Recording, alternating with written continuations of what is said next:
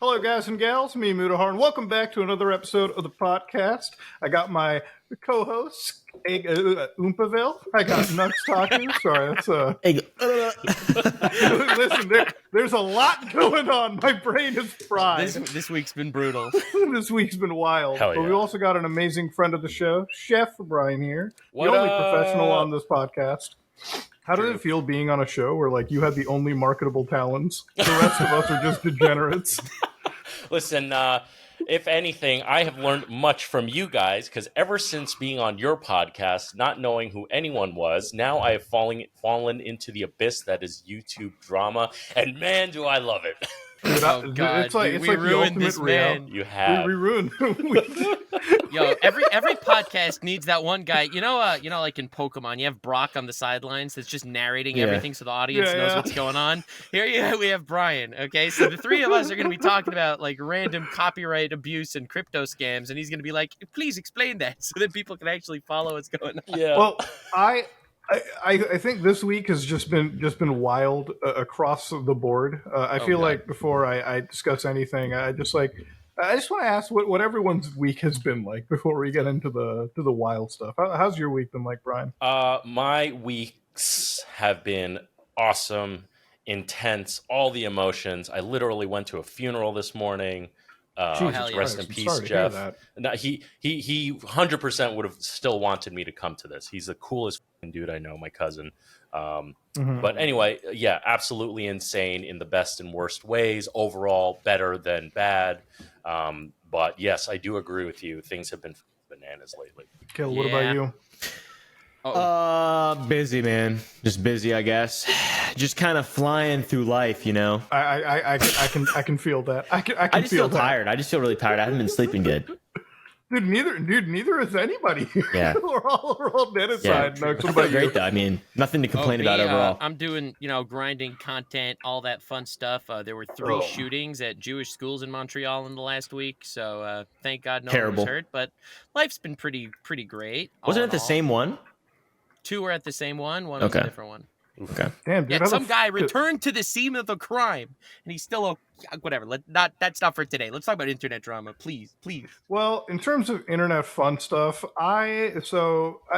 me and Carl Jobs. Do you know who Carl is, Chef Brian? I do not, but please tell me more. Yeah. So Carl is a man that is currently going through an international lawsuit with Billy Mitchell, former chief video gamer, god of video games. I just want to mention this without getting sued myself. Is that his handle, personally. or is that what he refers to himself as? I mean, I'm going to call him a god, so I don't get sued. It's on his birth certificate. All right?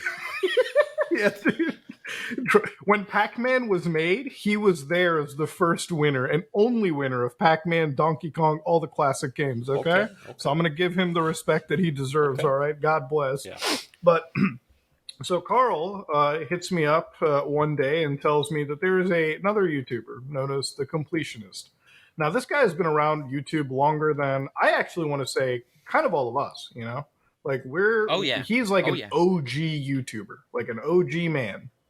And he's a great dude. I respect him, love his content and everything. Now, he ran this charity event called Indieland.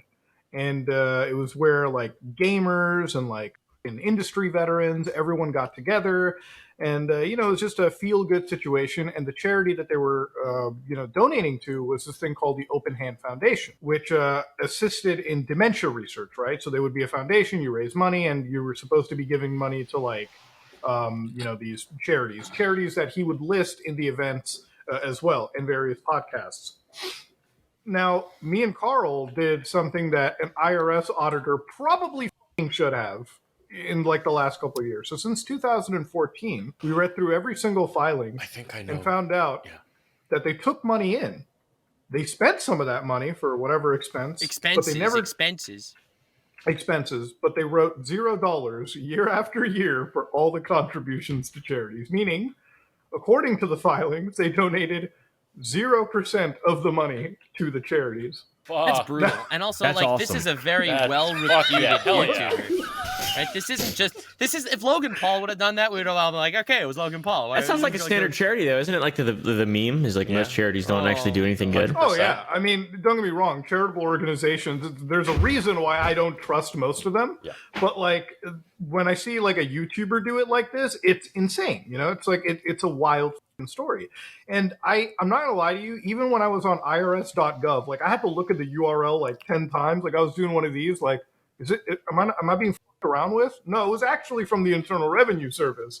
And at that moment in time, you know, what we did was we sent some messages to this foundation, and they wrote to us and said, yeah, we're still evaluating people. After close to 10 years of being active, they're still trying to find the people to donate to. Despite publicly on the screen saying... The excuses were wild. It was like, I didn't want this donation to go to, like, a doctor's salary trying to find a cure. Nothing lame like that. We wanted it to really make a difference, so we didn't do anything with it instead. Yeah, it's like, who do you think is going to do the research on fucking Alzheimer's and dementia and all that shit? Like, it's going to be a researcher or a doctor, right? So obviously they're going to be paid for their time. But, you know, besides all of it, we decided to get, you know, him in a call.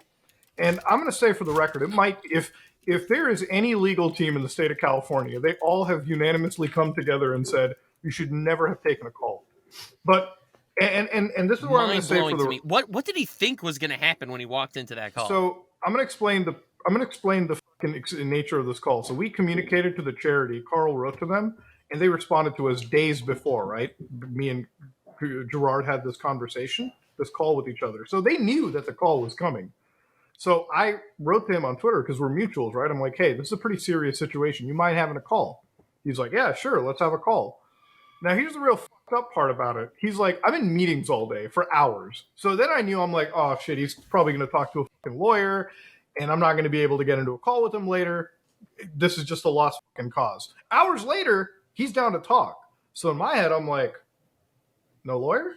Like, did your legal guys? Okay, sure. I mean, hey, I'm not gonna look a gift horse in the fucking mouth.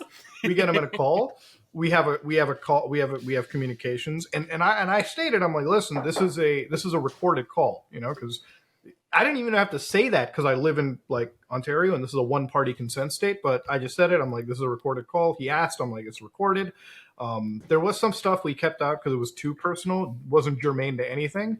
But yeah, that's where the nature of the calls came out of. And he basically admitted that the money was still in the accounts, wasn't donated, and they were still trying to find it. What's fucking funny is we asked them, like, about this charity, and they even asked us, who do you think we should donate to? I'm like, dog, if you couldn't figure it out in a fucking 8 to 10 year span, how the fuck are we going to figure it out? Like, that's just impossible. Like, come on. So yeah, I was blown away when they started to like put it on you. Oh yeah, well then who do you think I should donate it to? You're like, well, that's really not the point here.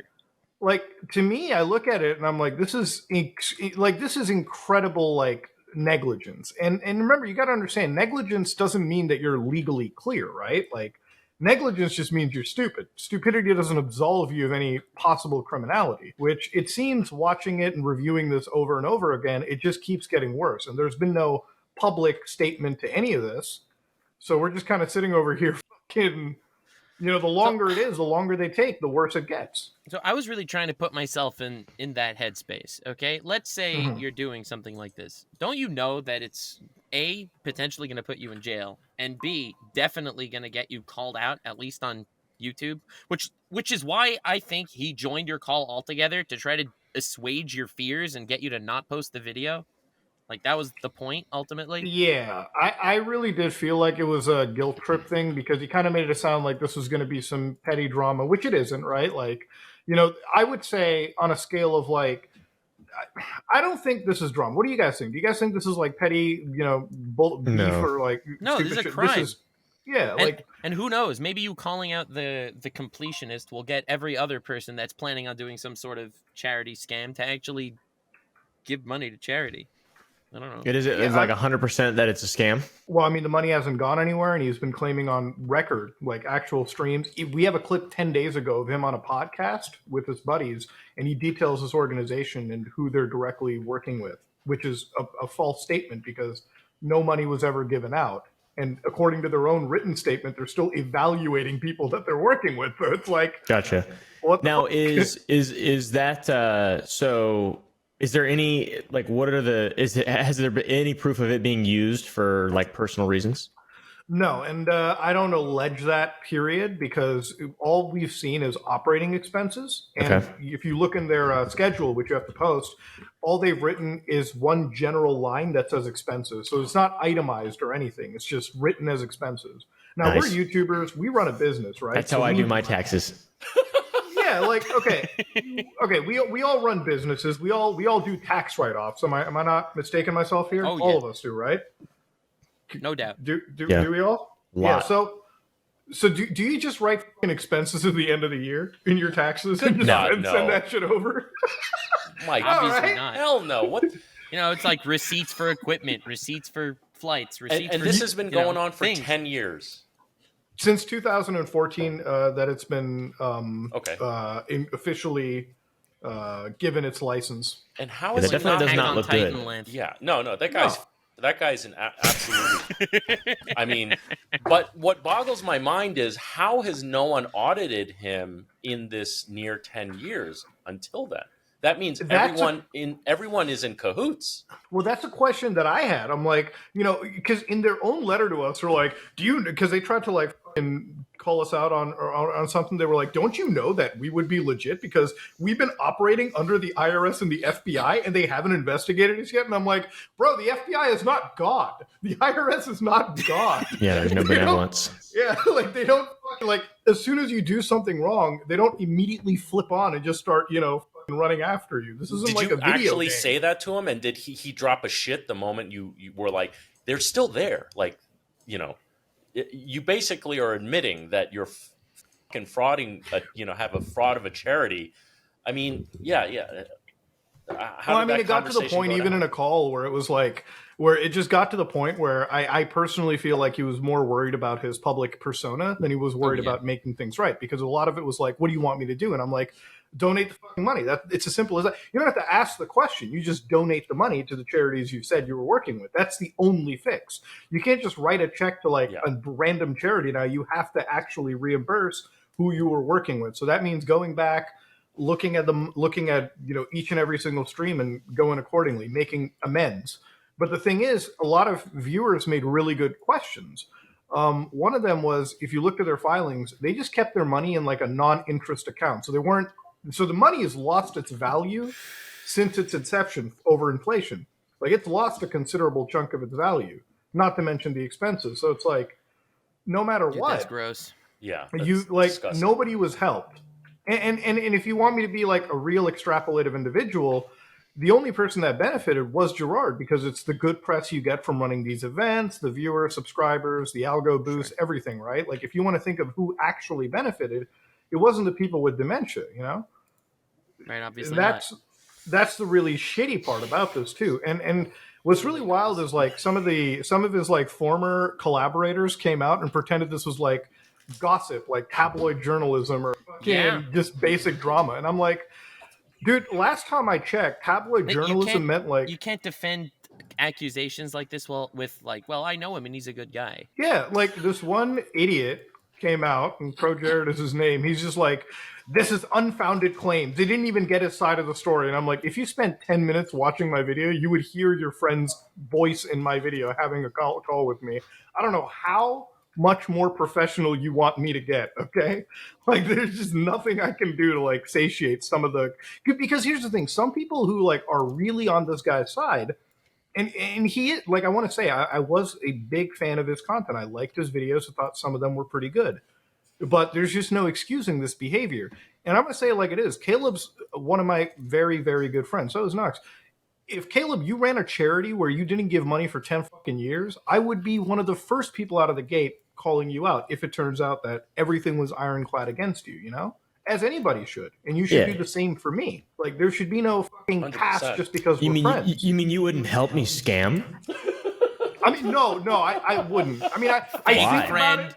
Fake friend, dude. I'm leaving, bro. You want friends like that? You I'm off the pod. But it's just like I don't know what anybody expected. It's like you ran this operation for how many fucking years, And the thing is, what's funny in the call, he says that he found out about this, I want to say around 2022. Some people say 2021. I'm going to be ultra charitable and say he knew about this since 2022. Muda, sorry. Do we know the dollar figure, the total dollar figure that was collected, or the estimated dollar figure? This is Frenchie, we know the by total, the way. He's asking. Hey, what's up, man? The total figure, so what's in the account is $655,000, but you want to add $125,000 in expenses. That would be the raw figure, pre-expenses. Over That's 10 how years. much was since 2014. Okay. I don't know of anything before that because it's not a public filing. Right. So one of the reasons that they said like the IRS would be looking into us, in reality, it's less than $1 million. I doubt the federal government's going to give that much of a shit when it's a lot of money. Don't get me wrong, guys, but to the U.S. government, it ain't the multi-millions or the billions that we're looking at, you know? Like, it's still very much under the radar. Not anymore, because it's been reported on, and I'm pretty sure it's on the desk of an agent right now. But yeah, it is what it is. And the only thing I said about any form of criminality, I'm like, listen, that expense sheet is important. We need to know what they spent money on. And it could probably be well explained, but the only one that's figuring it out is the fucking Department of Justice, who they were so cocky It'll be hard about. to explain. Gonna go back 10 years and explain every single thing that you've had an expense for? Like this, there's something that people who live outside America have to understand. The U.S., when it comes to enforcing its laws, bro, you can get away with some of the most fucked up shit in this country. You can't get away with fucking over the IRS. It's like the only organization that will absolutely ass blast anyone. Because they have to. You know, if you do tax fraud in a country as large as the United States, you're eating directly into the palm of the U.S. budget. They don't give a fuck about anything else but the money that they're making. You're getting in the way of the military-industrial complex. You're getting in the way of the fucking Fed, everyone. You don't want to even do that. So I feel like the videos me and Carl made, I personally feel the evidence is really solid. I feel like any explanation that comes out has to be like, it has to be so well done, because right now everything is kind of stacked up. And the people that think that I take joy out of doing this, I really don't. This is a guy that I respected, but I take joy that you do this. Well, that's what counts. Yeah, I mean that really is what counts from the viewers, right? But like at the end of the day, it's like you know, I wish the story was about like a fucking Logan Paul, you know, somebody that was unanimously just like, ew, we don't like you, you know. But yeah, for sure. when it's somebody you respect, it's like it really, I feel like it cuts deep. I've never been one to say like, God, I really hope my favorite YouTuber doesn't get caught up in a scandal, but I feel like this is the closest it feels, you know? It's like, shit, I don't want it to be true, but it is. It seems that way, you know? I'm not going to say anything definitive because while I think you did good work and what you did needed to be done, I don't envy you needing to do it. Dude, this dude was, yeah. They found I mean, I don't really care if people throw some hate on the internet. That's fucking fine to me. I wish I could fully roast them every single day, but some points you just have to sit down and like continue with work. But yeah, that's pretty much. I feel like that's been one of the big bombshells of this year, personally speaking. It's not something I ever expected to come across. I saw a thumbnail about this topic, so I finally caught on when you were like 10 minutes into it. But yeah, that is fucking bananas. And Frenchie brought up a good point. You know, they have to keep their their tax records for 7 years. So maybe they don't have to explain 10 years, or 9 years, but they got to explain 7 years of it. And if everything is itemized, you know, everything is put into one line on a P&L as, you know, operating expenses.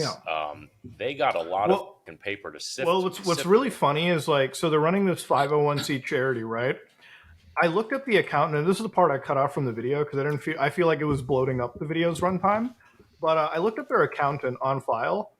Bro, it is run out of a fucking motel room. It looks like, and guess how much they charge for accounting services? Just take a wild guess. No, fuck. Just take a guess, boys. Right. Best guesses. No, we're doing the prices. Guess how much this. We're doing prices right today. Dude, I don't even want to say. This is the prices right segment. You guys just take a guess. I'll give you the answer. Don't worry. Okay. So this is an hourly wage, or is this like a percent? No. You can go with an hour, bulk sum, whatever you think is right, pal. It's more. Oh God, I'm guessing that they took over $100,000. No, they charge $10 for tax services. What? Oh, okay. What? Yeah, $10 it seems they were charging for the tax services the entire time. I'm not sure if that's better. I don't think it's good at all. That to be honest. that just raises more fucking questions. What the like?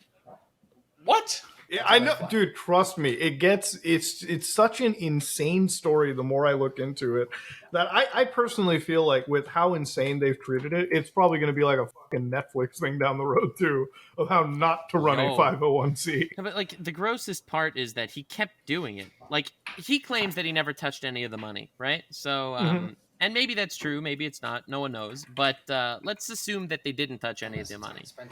They're still coming back every single year doing it again. Right? Like, why? Is it for the good press? Is it because people start asking questions if they stopped? Like, why do they keep doing this again and again and again if they're not touching the money? I don't know. Look, at the end of the day, what it comes down to is like they're like what it all just boils down to is at best this situation is super like insane negligence, which again doesn't make it legal. You know, it's not like you can't be stupid to the government and just be like, all right, cool, I'm free now, I can go home. No, they're still going to look into you. And at worst, depending on how the audits turn out, and what really worries me is they haven't made any form of a public statement, and it's been like more than 2 days. Usually, if you have that money, you should just post a screenshot of your bank balance, right, for that charity account and just kill all the speculation, you know? Unless he was pocketing it. Unless, and that's like getting super into the weeds there. And again, I feel like them lawyering up and doing all this, it's what you should be doing. Don't get me wrong when you're caught with your pants down like this. But it's just the easiest fix is just donate the money. Whatever's left of it, right? Like, and this is like, it's a charity it's a foundation that was built on the memory of his dead mother. And this is the thing that fucks with me, because I don't want to believe that any malice was done willingly on such a emotional memory, you know? Like, me, that's kill me inside. Extra brutal. Yeah. Well, no one's fucking you, but someone's getting out of this for sure. I mean, that's woo. Yeah, somebody is, but this was a very, very uncomfortable drama. I haven't. I don't think it was uncomfortable. I thought it was just wild. Like uncomfortable, yeah, for the person that's getting, you know, for the person that's involved in it, for sure. I think it's uncomfortable because like I can't even get into his head. Like I don't even know what was going through his mind when he was going through all of this. Like it doesn't make any sense to me. Logan Paul scamming fans make sense to me. The guy's a greedy guy that thinks he can get away with everything and doesn't care about his reputation. The fact that someone like this that's been respected for a decade making content, that's doing charity every year. What are you talking about? Logan Paul's pretty respected. My 11-year-old cousin loves him, dude. And this won't, and you know what? And Logan Paul scamming people won't make your cousin think any less of him. Did you guys know this dude personally? No, we're just mutuals. He's a respected guy. He's been around for a long time. He's from a community of content creators that I actually did grow up with personally. Okay. These guys were hella popular when I was starting YouTube out, like literally the first month of my channel, you know? That first year. So I feel like I understand the conundrum as far as how this applies to this context a lot better. Is that but it's so interesting now hearing a perspective. It's interesting hearing a perspective from you because you're outside and detached. What do you think about this situation? I mean, upon first listen, it's like, that is absolutely fucking insane. And to hear that, you know, this dude's got a P&L statement that shows one line and that their tax services is $10, it's just a huge red flag. And this is coming from a guy who has no idea who this dude is, and from the way I'm hearing you guys speak about this dude, it seems like, because $600,000, let's even say $750,000 across, let's just simplify, round up to 10 years, that's not a lot of money. But it sounds like the bigger shock is the length of time, and it's by somebody who seems to be very well respected. I feel like that's the bigger shock. It doesn't take away from the fact that there's something, you know, I'm smelling some shit. It's coming from somewhere from this, you know what I mean? And something stinks real bad about the whole thing. Yeah, from the guy that's, you know, been doing charity fraud, allegedly, from that guy. Allegedly, right? Because maybe all the money is there and they just really do only have expenses. Fraud.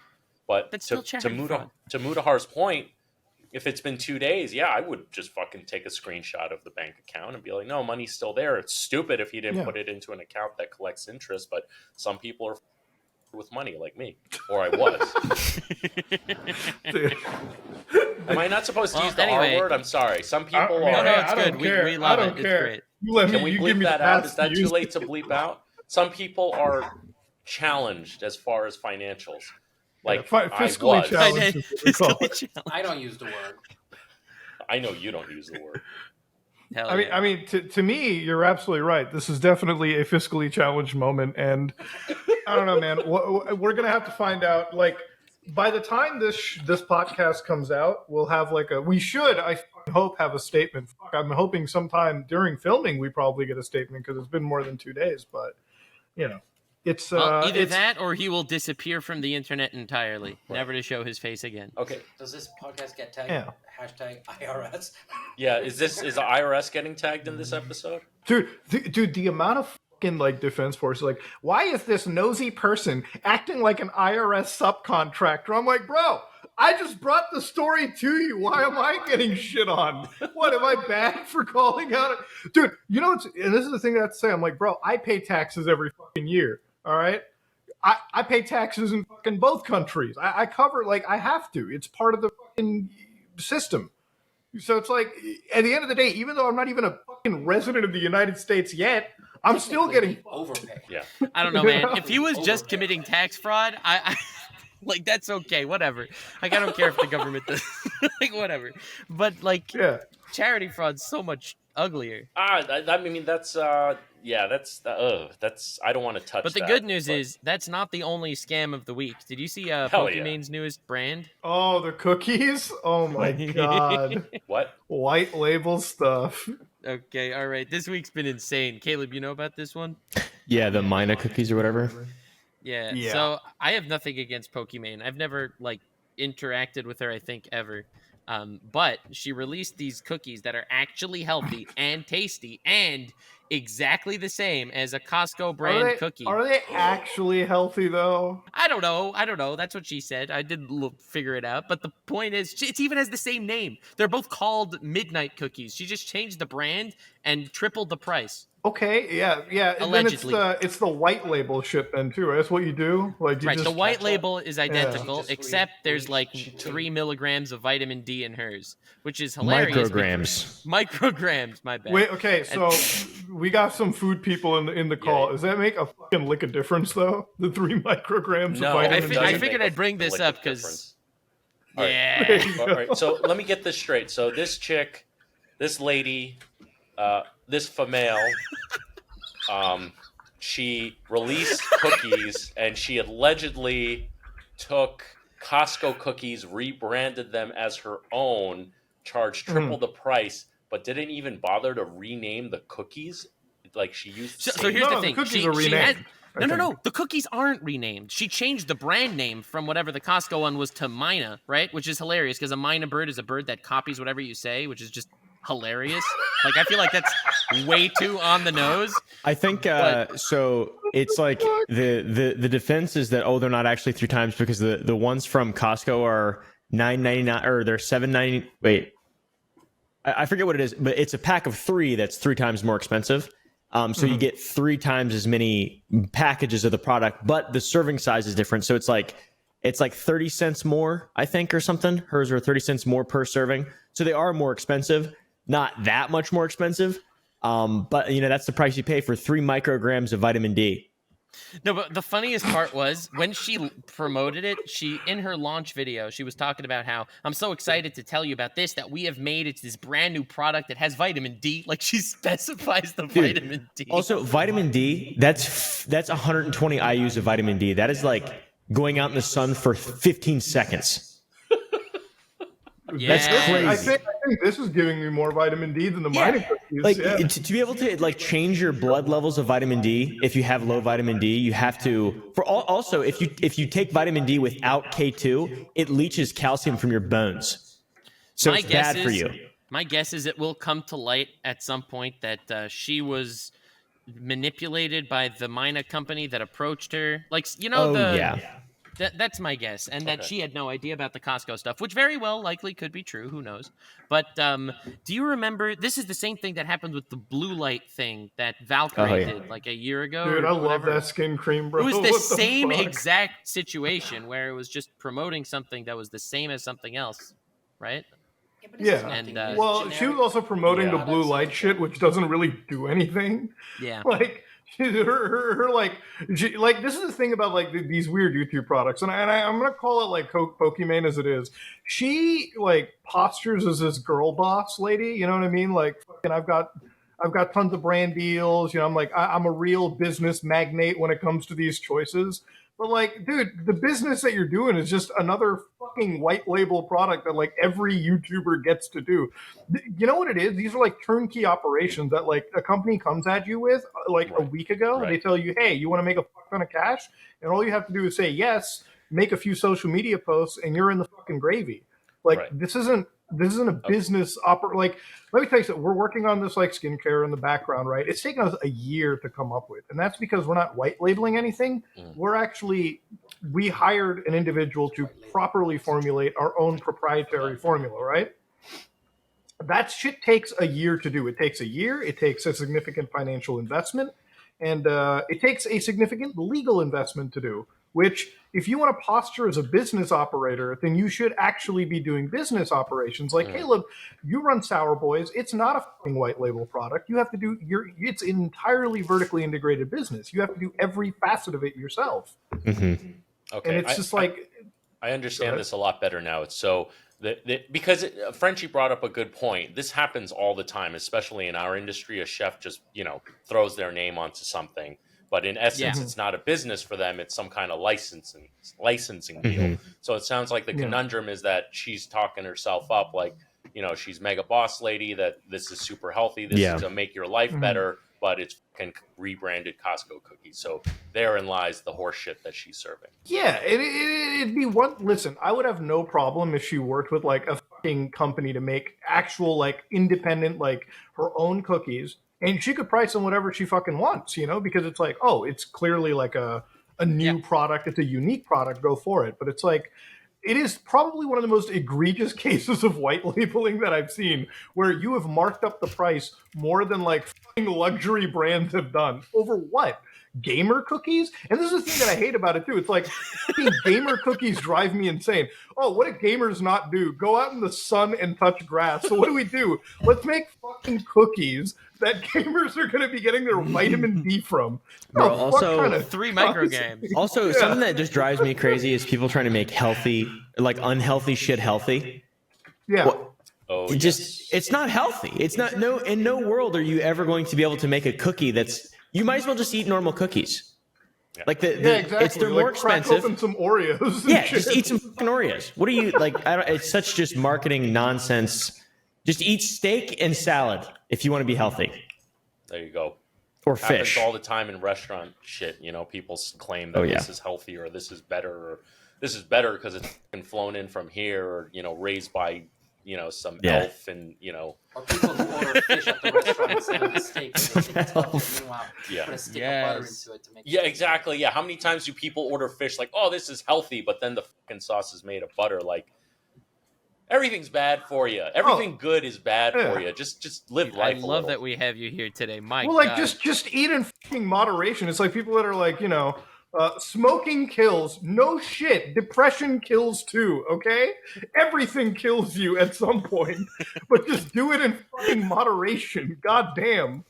Like, I've had friends who are like, oh, you're having a beer? Don't you know how bad that is for you? I'm like, yeah, I know. You see me drinking 9 Coronas or one every week. But you see that I'm happy. So I'm going to keep drinking this beer. Yeah, like, goddamn. And like Caleb says, if you're going to sell, like, healthy cookies, first off, I have never in my fucking life heard of a healthy cookie. That's like, I have. They just don't taste good. Yeah, and healthy cookies don't taste good. Another thing, too, is like the sodas and stuff, or all these products with sucralose that are sweet but have no natural sugars in them. Sucralose, like, ruins your gut biome. All the artificial sugars, like, there's a give and take. Anything you have, like, it's not going to be stevia. All that stuff is just hasn't been around for long enough to be able to be studied to effectively. Like, there's evidence that the like level at which it offsets your gut biomes and it creates carcinogenic compounds in your stomach, it's just better to have sugar and work out more than it is to do sugar-free alternatives, because it still spikes your glucose. I mean, it still makes you release insulin. The point is, it's like, listen, if you want to go out to a nice restaurant, you want to eat some fucking good food, right? We're talking that buttered up fish. We're talking that. Get mine the cookies. we're talking. They're you want to delicious. get that bacon wrapped fucking filet mignon, okay? You want to buy that fatty ass piece of steak. Do it. Yeah. Work out an extra hour. Do something to offset it, okay? Have the steak today, have a salad tomorrow, and walk a little extra. You'll be just fine. Okay. Mm-hmm. Yeah, but like, there's never been cruelty-free chocolate like where you can eat a fuck ton of it and it does nothing to you. No, anything good is bad in excess, right? Like that's just that's how I've learned things, you know. Yeah, I think fucking Jack Daniels is great. I think it's a fucking amazing whiskey, all right? And I'm glad that I don't have ultra. Oh, let's be honest. Jack Daniels is not an amazing whiskey. Okay, it's not an amazing, but it gets the fucking job done. You have some amazing whiskey. He just got some Basil Hayden. Woo! Woo! I'll be unhealthy for that whiskey right there. Yeah, it's like I'll crack open a bottle and have a good time, and then I'll realize, okay, that's one bottle. Now I can kind of focus on the healthy stuff, for the rest of the week. It's okay to have there's no life hacks here. Life hacks don't work when it comes to health. Oh yeah. It also doesn't work with cooking. You can ask Jack that. Damn. Sorry. Well, it's. But anyway, for me, the reason why I think this drama is funny is because she was right there at the Valkyrie drama, and it really looks like the same thing is happening again. And that's one. And two, she named the brand Mina, which is a bird that repeats what you say. It is a copycat bird. And she branded it that. I'm pretty sure. Yeah. What? Go ahead. I'm pretty sure the only reason this happens is there's somebody inside. Money.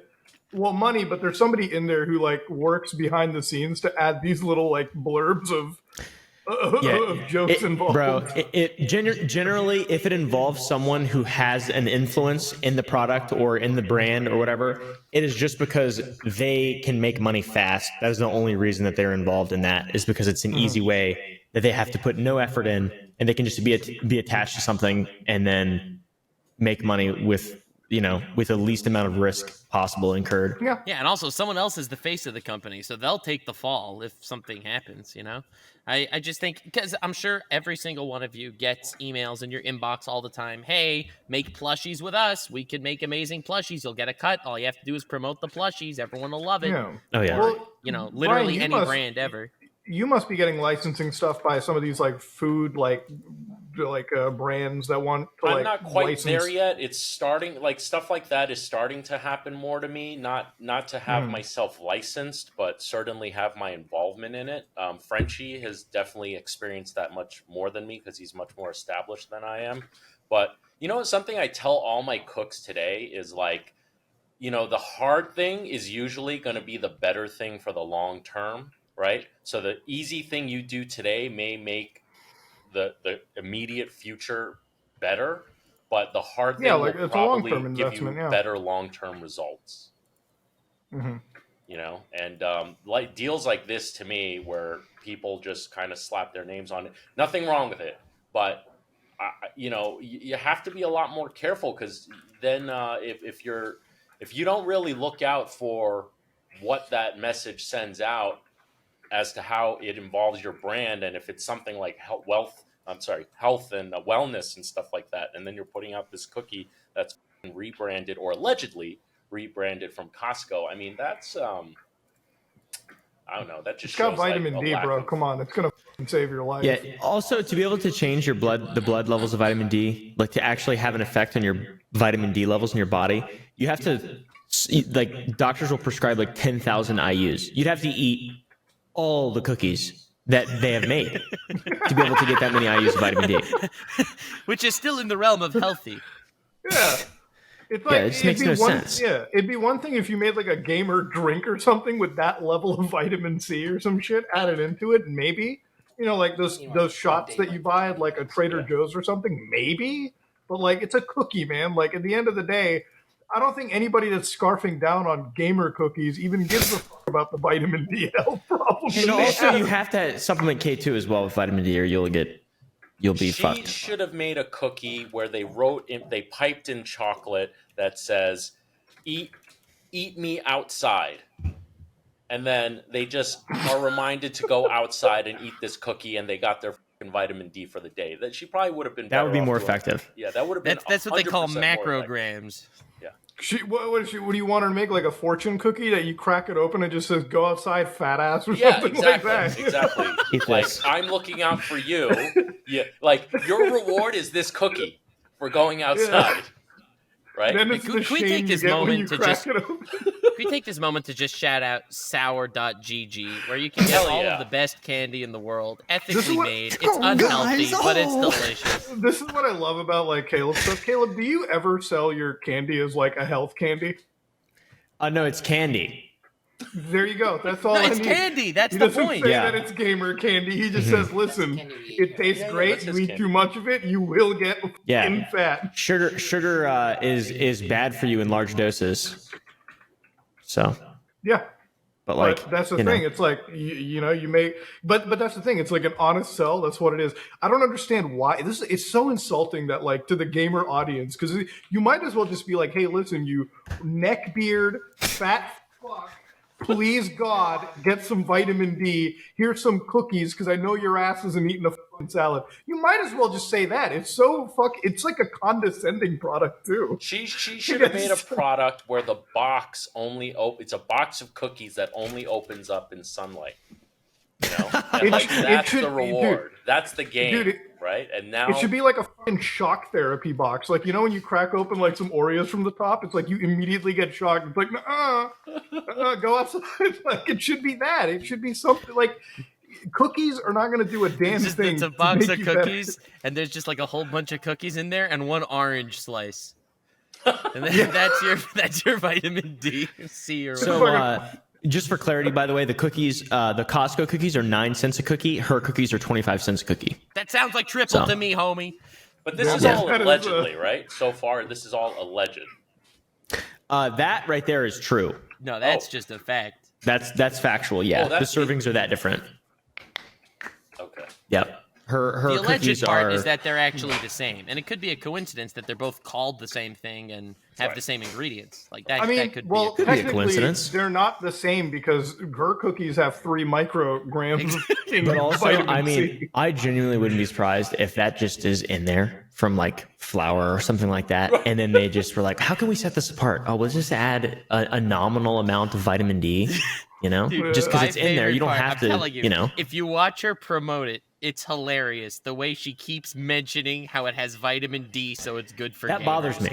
Like that bothers me. It almost looks like. Now, I'm not saying it's true, but it almost looks like she knows it's the same cookie, and this is the one defining feature. I got it figured out. I know why she's charging triple the amount. I know her operation. 1 cent per cookie. She is going to Costco, buying these cookies in bulk, and while she's at Costco, she is buying vitamin D tablets in bulk, crushing up the vitamin D tablets, opening up the boxes of cookies, and just sprinkling vitamin D dust on. It's like, all right, dude. If she did that, it would still have higher than 3 months. Dude, that'd be the funniest skit if anybody covers it. Just literally line up a warehouse that how like they have drug cartels where like they're like down in their underwear like assembling shit. So you take the cookies, you grind up pills and mortar and pestle, and you sprinkle a little bit on top. You package it somewhere else. Yeah, you wrap it in the saran wrap, ship it off. She made a response about 40 minutes ago on Twitter. It's pretty good. She kind of explained stuff a little bit here. Okay. So we seem like assholes now. Oh, hell yeah. So we should just move on. Wait. Did she really? Yeah, she said the batches were made 3 weeks ago. They're not drop shipped. They own their formula, and they're made. So the cookies that are being compared to were also made by so they're made by the same exact manufacturer. So it's valid criticism. They're the same cookie from the same manufacturer. They refined the formula by adding 3 micrograms of vitamin D, and yeah. That makes it proprietary then? Yeah, technically. Legally, you're changing the formula, yeah. Yeah. It's I mean, like take legally, Prime, yes. take Still Prime, a put in Costco 3 cookie. micrograms of vitamin D into Prime, and start selling it as something else. I would personally recommend the Costco variety because they're cheaper. And So- also, That is there's nothing wrong with Costco stuff. Like, I'll eat the shit out of Costco croissants all day long, and I'm sitting next to a Frenchman. You know, he may want to smack me after this, but there's nothing wrong with Costco stuff. With that said, you know, Just really? be You've never fucking been to honest Costco? about it. Yeah, Well, I would just say be transparent. There's a lot of white labeled stuff though. To be fair, there is a lot of stuff is white labeled or private label. Like most people don't manufacture. Like, did you guys expect that she would manufacture her own? She would be like making her own cookie. I mean, If she were to part have of me product. No, but I because now that I expected- have my experience, Do you expect? No. Do you expect Logan Paul to be making his own Prime? True. No, I'm just asking a question. Good Yeah, point. no, Point taken. no, I don't. 100%. I Yeah, mean, to that's me, what I'm saying. It's yeah. just like it's a pretty common practice. But like I do think that she's being disingenuous because it's the same exact manufacturer as the cookie that she's being compared to ripping off or drop shipping. And even if that's not true, it's still the reformulation includes 3 micrograms of vitamin D for 3 times the price, which is not worth it. My thing is, I don't consider what she does a scam like a lot of people. I know, obviously, a lot of stuff is white label. I don't even think that's a bad practice to have. It's just a matter of like the advertising for this. It just seems so condescendingly done. Because it's like, I'm selling it to gamers. What do gamers need? Oh, they don't go outside. They need vitamin fucking D. Let me give them a little tiny amount. Do you guys remember and in then New call it York? healthy. Did you hear the story in New York? There was somebody who once opened a Chinese restaurant and labeled it as clean Chinese food. Like, What? You What? don't know this? Fuck, do you remember that? Was that Abley? Richard Abley? No. I forgot who it was, but they didn't survive very long. But she opened up a Chinese restaurant, and the selling point was like, get your Chinese food now, but it's clean. Oh my That's- God, bro! Wait, was I she- mean, like, oh, no, was that is just so she was transparent. That's wild. She was not Asian. she- The owner was not Well, yeah, Asian. That's awesome. Yeah, it was awesome. What the fuck? I thought it was funny as fuck. I mean, you know, I guess. I mean, but, sure, but it was all over. so here here, and I don't stuff think like that. Pokimane is We need to scamming fit anybody. a- I really a don't. French version of But- that. It does imply from her advertising of it that, you know, she found this need that the world had for gamer healthy cookies, and she altruistically found a way to save the world when she could have just promoted the cookies at. Bro, if Costco. I was her, I would have been like, listen, guys, watch some Twitch, eat the fucking most unhealthiest shit that I'm selling to you, and have a good time. Done. You know, it's like when people sell like, oh, this is like I remember like it was like this one like Happy Dad seltzer from the Nelk guys. It's like this is electrolytes in it. I'm like, dog, you are still just drinking hard seltzer. We don't have to make this a healthy product. It's booze. It's literally poison. It's designed to be bad for you. That's what makes it fun for That's people. what makes you it know? fun. Yeah, it's like nobody's drinking it's like light beer. It's like why? Just drink the whole thing. Like fuck me, you're already ruining your body. You might as well just go the whole enchilada. Why the fuck are you like doing it halfway? You know, it's like you know what told me to give up soda, diet, sugary, or whatever, because and Jen reinforces. She told me about like kidney stones and what causes them. Since the fucking day she told me about kidney stones, I have never drank a soda in my fucking life. God damn. Dude, because she was telling me like the dyes, even in like the Diet Coke or whatever the fuck it was, or anything. She's like, yeah, that causes the kidney stone. I'm like, what do you mean? Like how? Like, and I told her like, explain the pain of a kidney stone, and she's like, yeah, it's bad. Like you feel it going through you. And I was just like, no, I don't want to fucking piss rocks, so I just stopped. You know. What do you got, a small pee hole or something? You're hoping that they're wrong. Bro, I've seen those rocks. All right, it doesn't matter how big your fucking urethra is; it hurts like a. So I'm not gonna bother with it. I mean, I still drink the occasional diet soda. I mean, I cut down on that stuff a whole lot, but I'm very fortunate to have not yet experienced any type of kidney stone or something like that. So I'm gonna leave it like there's that. there's a lot of balance to it. Anyways, there's a lot of things you can do to prevent them. Yeah, Drink water. drink a lot of water. Yeah, drink water. Oxalates is what causes kidney stones. Like if you eat a lot of spinach and you don't eat a lot and you don't have a lot of magnesium, it can cause kidney stones. Dude, I swear to God, man, you like I love spinach, Caleb, and now I'm just sitting over here like, I don't know. Well, it's not. If you're just healthy otherwise, if you're a healthy person, you're probably not going to develop kidney stones. Right. Like it's pretty. Anytime I hear shit rare. like that, I'm like, dude, I don't know exactly. Like at this point, if I could just filter feed like SpongeBob, I'm fucking down for that, dude. Like something normal, but you know, such is the case. But yeah, her situation, don't really think she's a scammer, but it's just me. It's such a weird product. Yeah, but, definitely not a scammer. But the vitamin D thing, that's a little. That's just hilarious. That's just stupid as fuck. It makes no sense. Just yeah. What? No, I was going to say I probably look like an asshole now, but yeah, I agree that there's nothing scammy about that, but it is kind of douchey, the whole premise of it. I agree with that. Yeah, it's definitely pretentious and unnecessary and weird, but it's 2023. But I think I'd be put a cookie out that says "Go outside, Ted." I think that's a good idea. Yeah, I think Dude, that, honestly, like a shock therapy box is my idea. Like you just need to have like, obviously it's not legal, but you know. I feel like if you're going to cater to that market and you want them to be healthy, you just have to remind them. It's like, dude, there's only one way to be healthy, okay? And that's put in the effort. Hell yeah. No, yeah. I appreciate that the internet is so diverse and that anyone could scam people. It's so wholesome. That's good.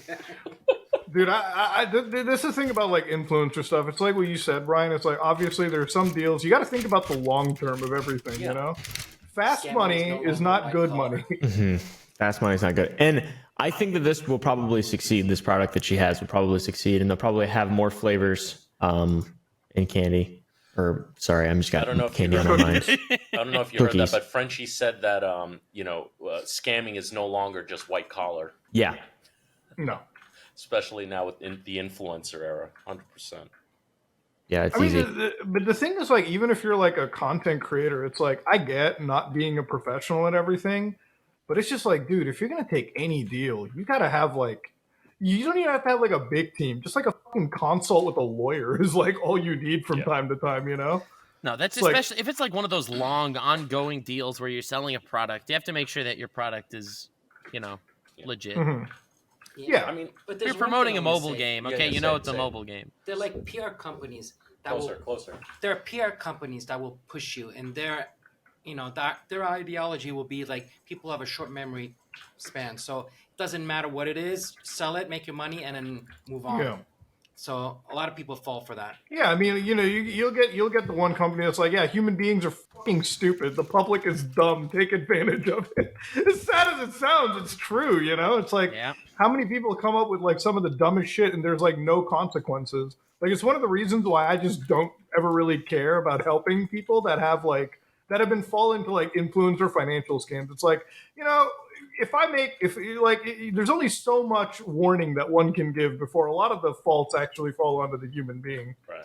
But in Pokimane's defense, and I'll give her this, she's never operated a 501c charity and not contributed the money. True. Like that's fucking brilliant by her. She did amazing.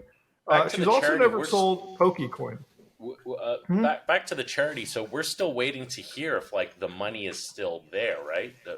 That's it. Yeah, we're still waiting. No statements. And I don't know whether it's like a fucking lawyer is telling them, why did you take a call with it? I wish I could be a fly on the wall for now that they're definitely lawyered up. Like what the fuck the legal team had to say about taking the call. This has to be like a mother scolding a child conversation. It's like, yeah, we took your case, assholes. You ruined it for us, but sure. It's like, and I want to stress this for the record. I did not catch the man off guard. I gave him hours. He's like, I'm in meetings. I'm like, that's cool. Okay, I'll wait. When I was told that we were getting a call, 5 minutes before that call started, I was still in my head going, I'm like, I don't even know why. Like, I mean, don't get me wrong. I ain't going to look a gift horse in the mouth, but Jesus Christ, congratulations. You're fucking up a little bit. No, that was wild. That was wild. Yeah. But he basically admitted the whole thing too, like in voice. It's like, oh yeah, I did not pay any of the charities. Oh, okay. It's what makes legally like fighting this now really difficult because your statements now have to be super prepared, and it's one of the reasons why it was always like that call. I think was the silver bullet in that entire investigation. Because there's a million ways you can explain mismanagement, but when you make statements like that, now navigating that legally is so tough. And the thing is, it's like Go ahead. Sorry, I don't know if anyone can answer this question, but is it illegal if he had this charity for that many years? He took the money, and there is going to be operating expenses that go along with a charity or any organization, right? Of course. But is it illegal that he has this charity, that none of the money went out, but it's still sitting in the bank?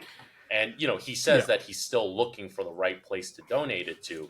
But if the money is sitting in the bank, and while it is dumb that they didn't put it into an account that accrues interest and stuff like that, while it is a very bad look that it's taking them this long to find somebody, is it actually illegal that of what he's doing, if what I'm talking about is true? Yeah.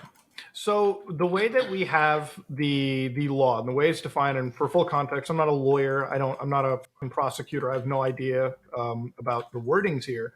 But charity fraud, one of the ways that it's defined is if you're raising money while falsely representing that you're affiliated with a charity, right? A legitimate one. So like the Alzheimer's Association or really anything in the market. The problem in his case is he had the money building up, but in his public charity streams, and again, a clip from 10 days ago, where he literally mentioned the names of these organizations, right, as benefactors, even on their websites. One of them was the University of California, San Francisco. That, if you're raising money at all, and you're not giving money to these organizations, but you're using their name, it creates a false pretense. So just think about it for a minute. Let's say in the year of 2018 or 2023, you're donating, and he tells you that these are the 3 organizations that they're working with or they're the primary benefactors of. When you donate that year, you think your money's going there, right? So that money was donated under a false pretense. That's illegal. Okay. 100%. That's a fraudulent statement to make. Now, if he said the entire time since 2014, hey, we're not donating this money right now, we're just building up a fund. How many people do you think would donate at all, right? Okay.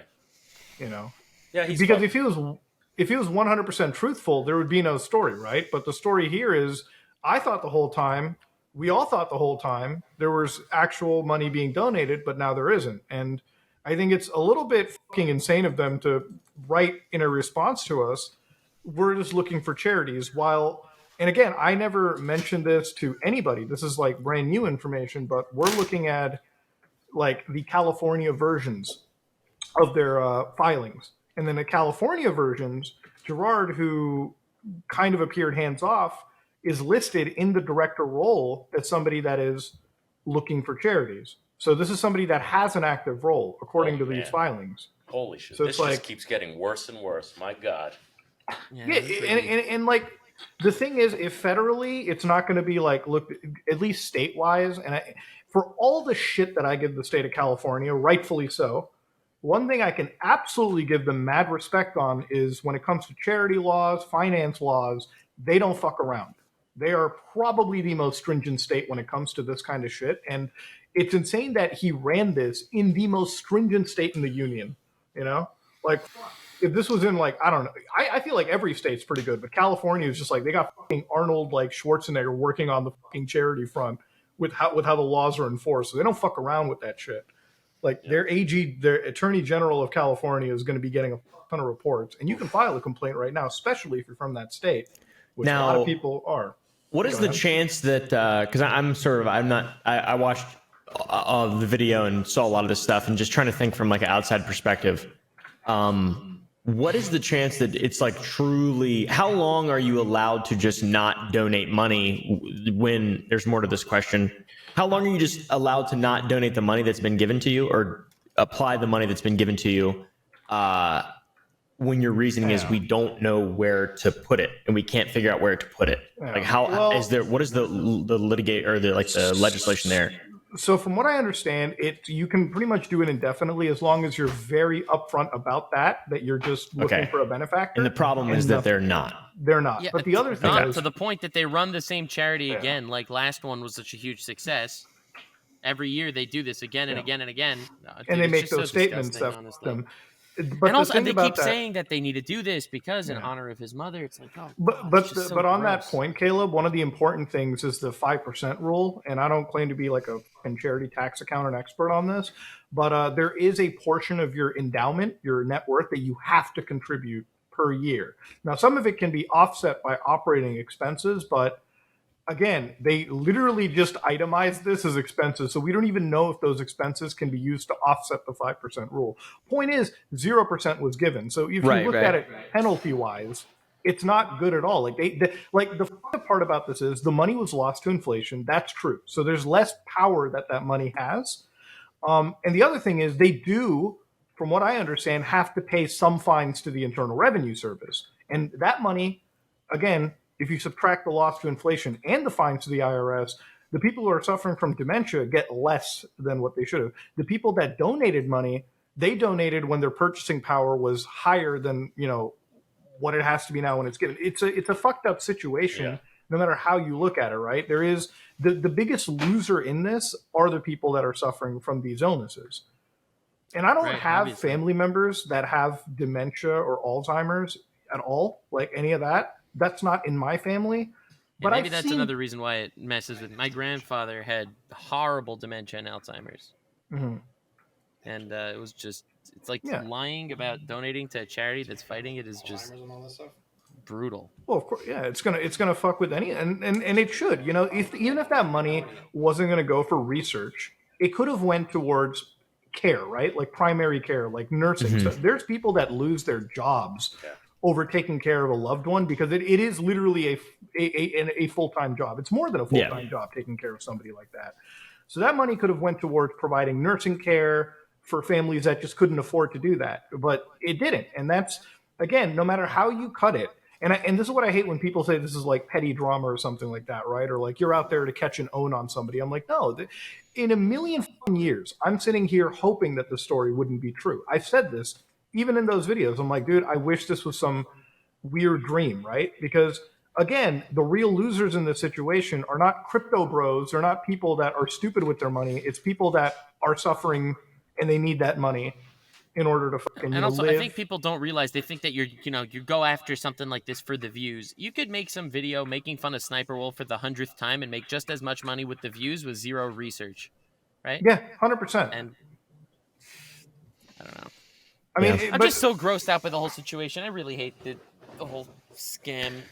Yeah, I just hope there's some kind of justification or reasoning that'll be explained. But a justification, but again, it's like I said, man, the navigation. I don't want a justification as much as I just want to see that amount of money be donated to some sort of meaningful charity. Exactly, 100%. You want, like, at the end of the day, there's people that need this money.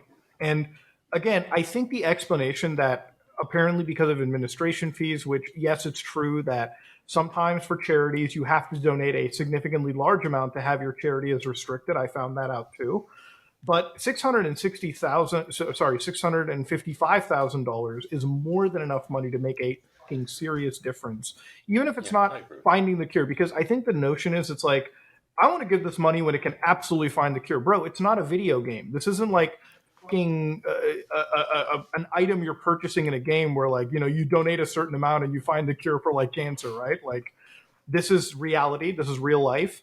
Nobody knows the amount of money it takes to cure Alzheimer's. Nobody knew the amount of money it took to cure tuberculosis. And that used to be like a death sentence back in the day. But the more money you put in, the more research, the more care you can give. And at some point, maybe the next 20 years, the next 10 years, the next how many years, you can cure this debilitating, life-ruining illness, right? Also, side note, sorry, but I apologize for being so tired, by the way, guys. Every Wednesday when we record this shit, I have a migraine every single Wednesday, like cyclically, whenever I wake up. So I wake up, get a migraine, go do the Some Ordinary podcast. And I know a lot of the people who watch are like, they think I'm like tired, or they just think I don't want to be here or whatever. But generally, it's just because my head feels like it's about to split down the middle. So don't I apologize if I haven't been attributing much to this episode. Oh, you've been doing fine. It's just it is honestly like a pretty heavy episode. I feel like we kind of lightened it up a little bit with the Pokimane stuff. Yeah, that was that's funny. why I was like, god, Caleb, I'm actually one of those viewers that was like, damn, you don't want to be there. But then again, I know you're starting a food business, and I know what that entails. So I was like, oh wait, no, I know what's going on. Yeah, I just if it's in the morning, like I cannot record. I just have no ability to dedicate like energy in the morning is just totally. And usually I'll and we also record every Wednesday, and pretty much every Wednesday I have a migraine. It's terrible. Caleb, how long has your operation been open for? We launched in July. Oh shit, it's fresh. Yeah. Okay. Yeah, we launched. We've been going through it right now. No. Oh yeah, dude. We've been we've hired 4 people in the last week. God damn. But you've been working on this even long before you launched it too. So the stress is just compounded from it. No, now is like go time. Now is crunch time. Oh, now it's so much worse now. It's like 10 times worse now. But we're getting there. Yeah, that's all you can do. It's just literally one foot in front of the other. So yeah, yes, sir. Just launched this year. Like he's the candy. Yeah, the candy, Sour Boys. So it's fabrication. Yeah, he's producing A to Z, and you're doing fulfillment too, right? Every we just get raw ingredients and then we fulfill candy. Raw to fulfillment. Yeah, I get it. Yeah. Just raw to fulfillment products. So that's the point, guys. Do you feel bad for Caleb's migraine? Well, go to sour.gg. Yeah, please, thank you. It actually alleviates.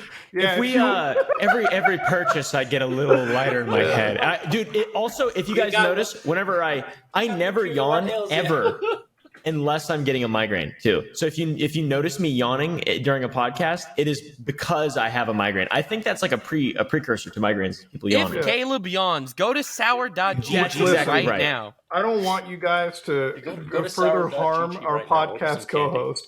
The only way to fix his migraines, or at least make it worth it, is to go to sour. Maybe we should change our recording day. Maybe, yeah. Maybe. I'd be down.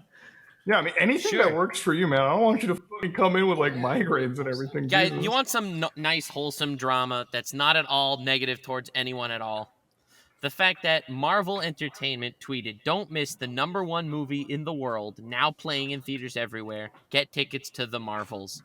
Which, and then the worst performing Marvel movie ever. Which was the worst performing Marvel movie of all time, making $47 million in its opening.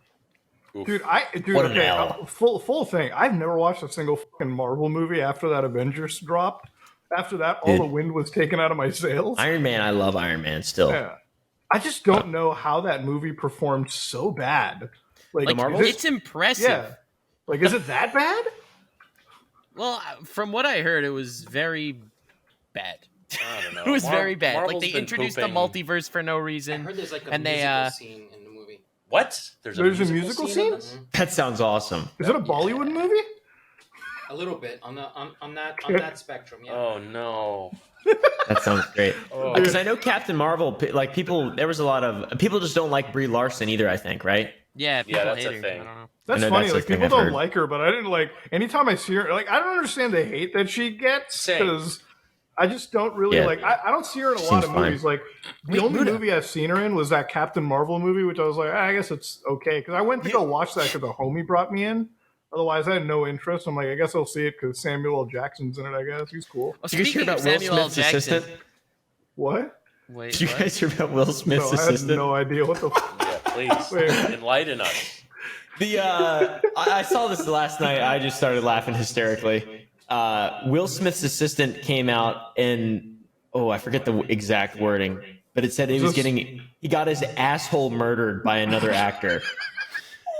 His assistant walked on him getting by a dude allegedly, and now he's getting sued. The assistant's getting sued now by Will Smith. I think. Wow, this Will Smith saga just keeps getting better. Dude, I feel bad for Will Smith. That guy gets drugged through the mud a lot. I don't. That motherfucker has his own zip code.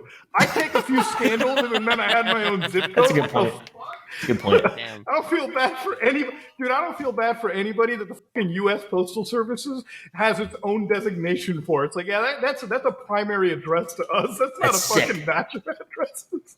I don't give a shit. But speaking of Samuel L. Jackson, Muda, do you want me to ruin the Avengers for you, at least the early movies? Sure, yeah. Now he has his eye patch. There's actually a canon explanation for how he got his eye patch now. How did he get it?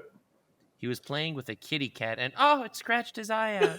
Listen, man, I think every badass has to have a fucking goofy story like that. Come on. when I heard this for the first time, I thought it was a joke because there's no way they're gonna take the most badass character, like this mysterious dude with an eye patch, and then explain literally over a decade later that the reason why he got his eye patch was because he was playing with the cat and oopsie, it scratched his eye. But wasn't it like a monstrous cat, like that cat that turns into a monster? No. Yeah, Nux. I don't think so. Yeah, I could be wrong. But dude, I mean, if you it's look a up lot the different, clip, bro. If it's a the fucking clip- monster cat, Jesus. it was just a cat. The monster cat's in the present. The cat scratching the eye out was in the past. This was like a PTSD for him. I won't because lie, now that's it's a kind of a monster cat. move, but I ain't gonna say anything because that motherfucker could smash my insides with one punch. So I'll let him win on that one. No But comment. I feel this one. Yeah, I Go think ahead. it was a monster cat. I really don't remember. I haven't watched much Dude, TV in a look while. up the clip. Muda, you want to pull up the clip? Pull In up the, in the clip. comic, I don't care enough. I don't care that much. No, I Nut. don't care about the comic. Look at the actual clip. I'm telling you, it's hilarious. Let me try to find it. God damn I'll it. check it out. But I think a good Yeah. way to end it off is that like Will Smith shit, man. I cannot believe that. Yeah, I came feel out. bad for That's Will. for wait. So if I Google this right now, it's gonna say assistant walks in yeah, on let's him see. getting. Will Smith gay allegation.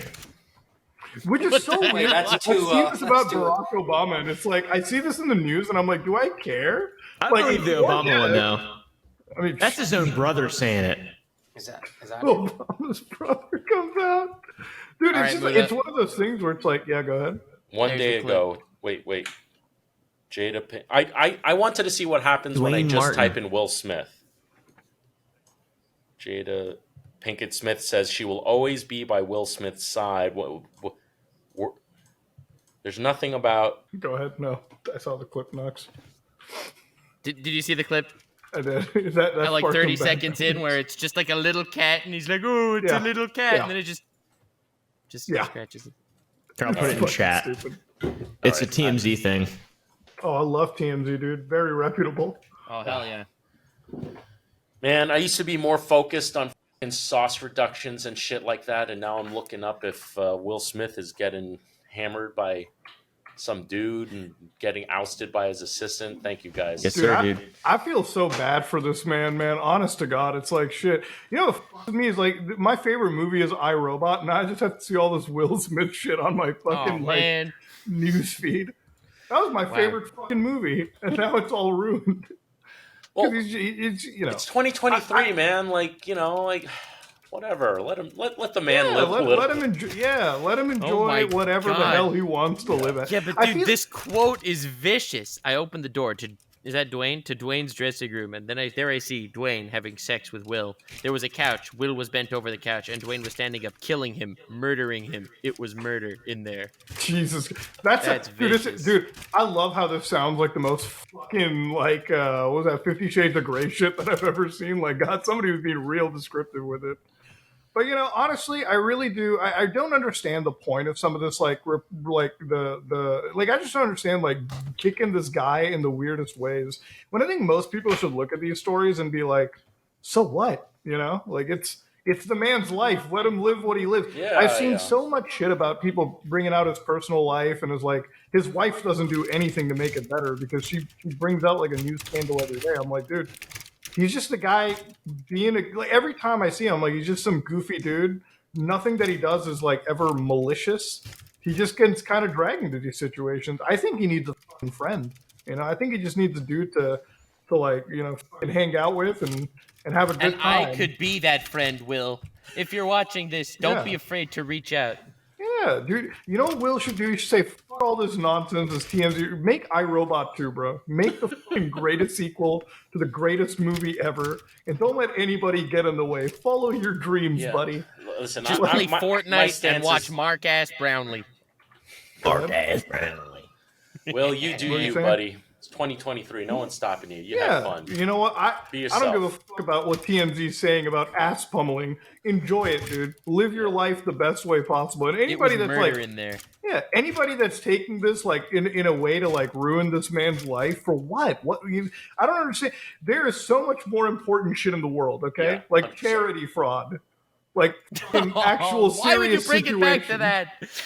Because it's more important. That's a pressing matter, not a dude getting his ass pummeled in 2023.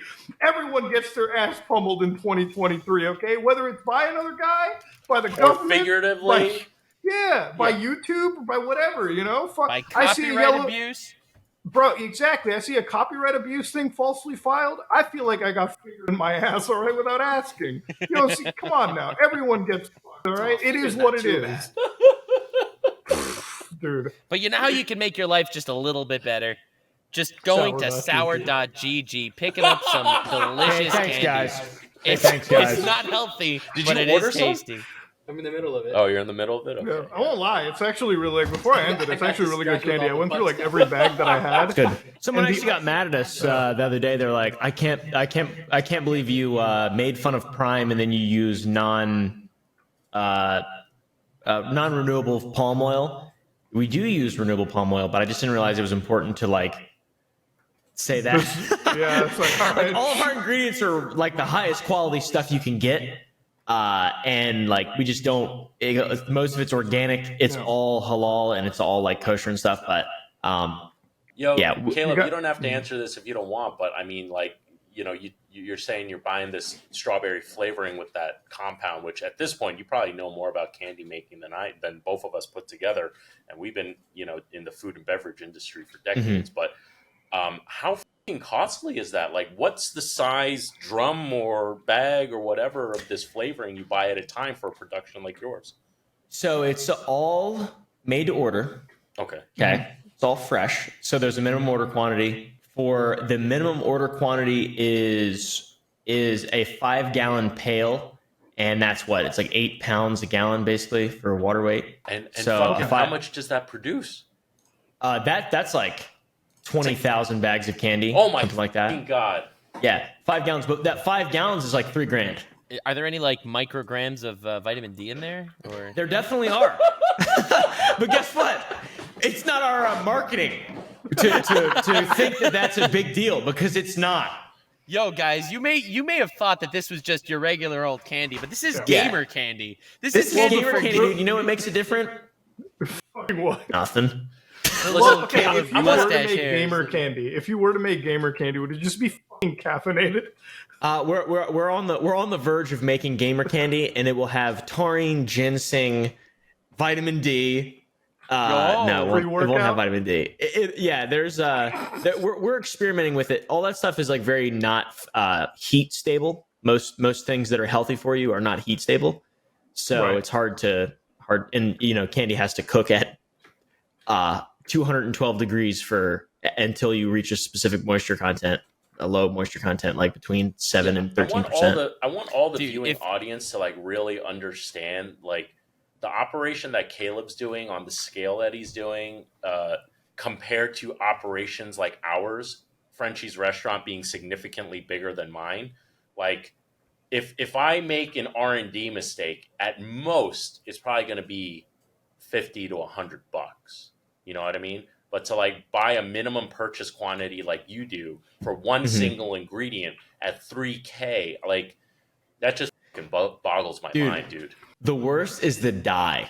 That makes me wonder, Caleb, do you have like a plan in the future to have like a fucking lab for this kind of shit? We do have a little lab, a small lab, where we're working on. The hard thing is, so in order to make the licorice, you have to be able to cook it. You have to get to a certain moisture content, but you also have to cook with a certain ratio below 212 degrees. So you're not cooking off water. You have to cook at a certain ratio of water to starch to be able to achieve gelatinization, and then you cook the water out of that, and then the gelatinized starch holds on to the water, so it doesn't dry out and it doesn't. It's called hydroscopicity. Sugar is very hydroscopic, and so is flour. So you have to create like these long chains in gelatinization, and then that holds onto the water so it won't leak out and it stays shelf stable. Because you've probably seen like some products that are wet on the outside, like candy that's wet on the outside. Yeah, sure. That is not intentional. That's not supposed to happen. That's the water's supposed to be in the product. If the water goes on the exterior of the product, it makes it less shelf stable. So, how come you don't start falling asleep when he's talking about science shit, and when I talk about it, you start falling asleep. Fucking prick. He does that shit on the. I talk educational shit all the fucking time, and every single time I talk about it on the show, you get sleepy eyed on me. Dude, I want every single YouTuber that promotes a food or beverage product, I want them to be able to explain it in depth like Caleb is explaining right now. They won't be able to. But the small thing is, with the lab, it's difficult. Our problem is, in order to cook it and have these perfect temperatures, you have to be able to either pressurize it to maintain the temperature or have a steam-jacketed kettle. And they don't make steam-jacketed kettles that are this big. So we have to, for our testing, we have a pot and a deep fryer. So we put a pot into oil to maintain the exterior temperature so it's completely even. And then we have these little things that like hold off the bottom. So that's kind of working, but it's a little bit sketchy because it's oil, it's not steam, it's not perfect. So we do have a little R&D place to not waste as much. But what I was saying though, Him use big words, not like Brian. the dye, the flavor, like one of our minimum order quantities is like a couple grand for flavor. For our dyes, we have a $10,000 5-gallon pail of red dye. Jesus Christ. Because it's all natural dyes. It's like from purple carrot and radishes. Everything is completely natural. So beets, radishes, carrots. Yeah, purple carrots and radishes are our current source of red dye. Now another thing, because you're doing production, what's the climate that you have to maintain? Room temperature, just like lukewarm, 72, or not lukewarm, but like average room temperature, 72 to 74, to maintain the like the stability of flour. That's like that's our least stable ingredient is flour. And humidity. And humidity just is like around 30%. And you have your AC running at those settings 24/7? We have two 480 VAC humidifiers that were like 12 grand each. Do you have any culinary background prior to starting Sour Boys? I do not. We bought every confection. People don't believe me when I said this in my scam video, and people are like, "Oh, that sounds stupid. There's no like confectionery cookbooks. That's not even a thing." You can buy confectionery technology books. Yes. And that we did that, and that's how we learned how to do all of this. Respect to you, dude. Holy shit. I appreciate it. Like, fucking seriously, there are people that go to we both graduated from the Culinary Institute of America, probably like the most well-known, one of the most respected culinary schools in the country, at least, but definitely respected across the world. A couple of decades apart, though. Yeah, we're a few decades apart. But with that said, like, there are people who graduate from our school that went through the pastry program that don't have your depth of knowledge in this field. So, like, kudos to you, dude. I appreciate. I mean, it's just purely it either figured out or die or fail. Right. So right. But I mean, that's why Sour Boys works, because I feel like behind the brand, you got somebody that actually has passion. Look, anybody can walk into a business and throw their hand at it, but what separates a successful business operator is somebody that gives a shit about learning every single facet, or one that's just there and like running on autopilot, Yeah. Dude, when we discovered what gelatinization was and how to actually do it, it was just crazy. It was like, it was a eureka moment. The way you describe making candy, I almost feel like you could just start making meth or some shit. Like it'd be way easier. Be a whole lot easier. No, I don't know. It's cool though. It feels like we're making meth sometimes. Caleb, did you see yourself having this level of knowledge when you first came up with this idea to get into this business? Yeah. So one of the first things we did was talk to a consultant on recipes and formulation, but they conveniently left out gelatinization. So like, we didn't have enough money to, at the time, like a couple months ago or in April or right around there, when all of our machinery was working, we were using the recipe that we paid for 2 years ago in the formulation. And there was just like, we followed it to a T. We followed it to a T. We followed it to a T. It's like, what is wrong with this? And then they said, well, we'll come down and we'll help. And like, we don't have $100 an hour for you to do this right now. Like, this is just, it's not going to work. We need to figure this out ourselves. Do you have any idea or like any tip? And they just wouldn't give us any help without an exorbitant amount of money. Already paid them like almost 20 grand, by the way, at this point for a formulation, which is just a simple. I mean, all that information was already in the books, and we, like I said, through either failure or figuring it out, we tried every single thing. And the one thing we tried at the very end was just adding a substantially more water towards the end. And that's just water and flour together. Those are our first two ingredients that go in the kettles. And you cook it and it gelatinizes, and then you add in sugar. And then because there's like a crazy amount of, I forget the exact science now, but for a while it's like percentages of sucrose. And then because we use glucose syrup and we also use cane sugar, and glucose syrup is 100%, I think, sucrose. And cane sugar is 100% sucrose. And I think glucose syrup is 40% fructose, 60% sucrose, maybe, if I remember correctly. That sounds about right. Yeah. Yeah. And the bond and like the relation of that, the level of fructose, glucose, and sucrose, along with the flour and then the ratio of water, determines gelatinization. We finished it by buying a microscope and buying all of our competitor products and looking at the gelatinization chains under a microscope and comparing it to ours. That's how we finished it. Wow. Dude, I have so much respect for you. Yeah, My dude. God. It was crazy. Seriously. We were like dying for months, by the way. It was terrible. And how it was much horrible. Again, you don't have to answer this if you don't want to, but how much in R&D did you spend up until that point when you finally figured out your formula? Like, not from the moment the machine was on, rather. Like, you don't have to tell me everything before that, but like, okay, right. Machine's working. I got the ingredients. I have the recipe. Let's go. And like, yeah. So, I mean, not including payroll, we probably made about 30,000 pounds of candy up until that point, until we perfected it. Yeah. Yeah, bro. yeah, About I know. 30,000 I pounds. mean, yeah, that makes a lot of sense. Doesn't mean like, Not including payroll. yeah. 30,000 pounds is a lot. That's like 2 batches a day max, and a batch is about 400 pounds. So, it was like, we did it every single day, 7 days a week too. It is the good old days for sure. It was the glory days of work. I'm done now. I'm tired. So I have land, and there's hogs on the land, and we just fed the hogs. There you go. We fatten up those hogs. Hogs candy? Yeah. Yeah, no flavors. They were happy for a while. Somewhere in the country, there are hogs with diabetes. Well, do you know that? Fat. Well, a lot of farmers buy Wait, aren't you all the legally allowed expired to- candies and chocolates.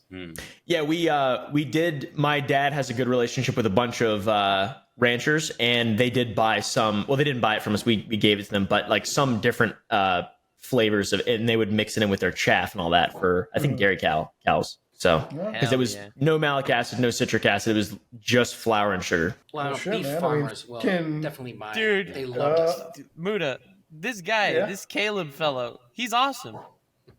Caleb, when it comes to Go order like, the candy this is now.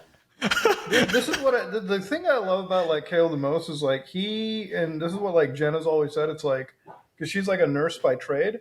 So when you talk about like when you talk about like food science and you talk about like nutrition, she's like, how does he know this? I'm like, because he's just smart. He reads about like a million things at once. He's like fucking Reading. like, yeah. Mostly. I'm like, that's what I tell her about too. And it's just like, it's impressive.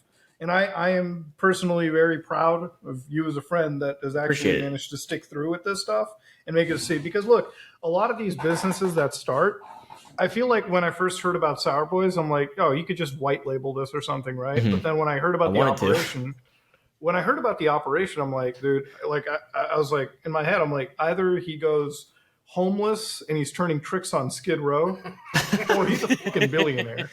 Dude, And like it could be either way.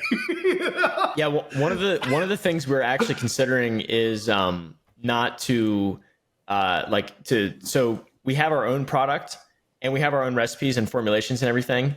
But there is someone we've been talking to who reached out to us, who has offered to create a different product, like a separate product that's the same formula, but something different to just help instead of us, being able to produce however small amount we have, be able to have something for people to buy all the time that's like a little bit different or a little bit more unique, and then continuously do like our creator flavors and our interesting flavors and all the unique, the Willy Wonka shit we do. Right. Yeah, that you have to get your overhead down. That's exactly what I do with catering in my business. Is you need something consistent that's in big format, and it may not be the biggest money maker, but it is what knocks down your overhead. That's what we need. Yeah. That's you what need we're looking something for that right covers now. your operating expense, like a baseline. Jacques Torres' factory. He's like the literal, Willy Wonka. Yeah. So Jacques Torres, right? Who Jacques? Yeah. He fucking worked with him. Well, he's kind of like my godfather. Yeah, and His factory at the Old Navy is insane. It That's looks like cool. Willy Wonka. Yeah, fuck yeah. That's awesome.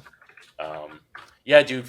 Kudos to you, dude. Like that's Appreciate it. That's some serious like fucking cred that you have there, and you have the respect of these two guys here who've been doing this for a long time. That's massively appreciated, and it's and me these and it's two guys who have no idea what you're talking about. We all and just to be clear, credit where credit is due. Obviously, it's me and my childhood friend Forrest are the ones who figured out the recipe. So it's me and him are the two, and now he's out there fucking hammering it in and just kind of improving it as I'm making YouTube videos. Hell yeah. Yeah, but hey, it's we're here. This is it's good to know, like, and this is like a real, like, actual success story. It's like a real, and when you hear about it from the outside, it's like a real gamble. But it's a gamble that worked, obviously, for the best. No, but also you see the grind Caleb put into this. It's not just, actually making the insane amount of money he needed to make to start this, but it's also being incredibly well-versed in the business end and in the scientific end of it. Like, books. This is insane. Yeah, I'm not going to lie. Like, when I first came onto this podcast, I had no idea who anyone was here. And, I flew out to Texas, did that collab with you, Caleb. And that's, I believe, when the first time I heard about you wanting to do this candy. And I really thought it was just you were going to white label something. And you were talking about, you showed me all your fucking essences and all that stuff. And I was like, wow, like, okay, this dude's like really into it, but I guess he's just trying to figure out his own flavors and then he'll have someone white label it. But after I saw your videos about how you bought the machine and the scan you went through, which actually is something I want to cover on the podcast with Frenchie here, because I know he'll have some good takes on it. But after I saw like the full scope of what you've invested into it, like, yeah, that takes some serious fucking cojones. So go to sour.gg right now and get your fucking candy approved by Chef Brian Tsao and Chef Frenchie over here. If you don't, we're coming for you. Yeah, I mean, I hope it continues. I'm here before Chef Brian Tsao releases minaboys.gg, where it's going to be very similar candy. Well, that's it, ladies and gentlemen. We've been on for it's probably one of the longest episodes we filmed so far, and my God, we've covered a million fucking things. Yes. I know, and not even close to everything that went on this week. Oh my God! But you know what? This is the kind of episode that I like, when like everyone's like super duper engaged, even if like the topics are outside of like some people's comfort zone. Everyone just gets in and has a fucking discussion. That's like the best episodes out there. And in the future, if you guys want to do a different day or time, let me know. Yeah, sure, 100%. Sure, you should have told this to us, man. I just popped 2 Tylenol a minute ago, so I'm feeling a little better right now. But usually I don't like to take them. I don't like to try to beat it, but I never take win. drugs to feel better. Yeah, that's the cure. Exactly. Take Tylenol, you'll be all right. Well, ladies and gentlemen, hopefully you enjoyed today's episode. I want you to go check out our lovely guests, Chef Brian on YouTube, and also Chef Frenchie. Well. Introduce yourself, baby. Hi everyone, Frenchie here. Caleb, bring the stash back. Okay. Thank you. Finally.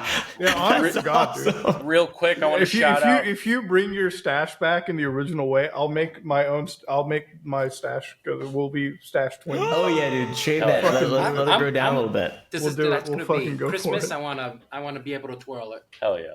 Oh yeah. 100%. Well, real quick before we go, if you guys don't mind, I want to shout out Frenchie and I's new podcast we got going down. Oh, 100%. It is SYWGF Podcast on all socials. It's SYWGF stands for So You Want to Get Fat. Chef Brian Tsao, not your typical chef. Frenchie, keeping it simple. And you guys got to check it out because we talk food, but we talk about a whole lot more than that too. And we talk shit. Well, there's a lot of Dude, shit. I love the name of that podcast because it's just like two chefs. They know there's no cheat code to flavor.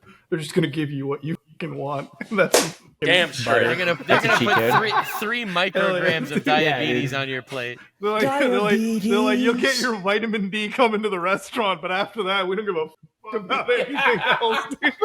We'll give you all the vitamin D you want, all across the board. Yeah, dude.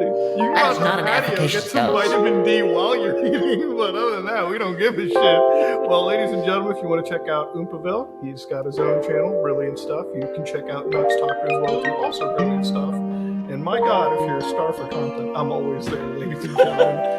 This is me, Mudahar, and boy, we are all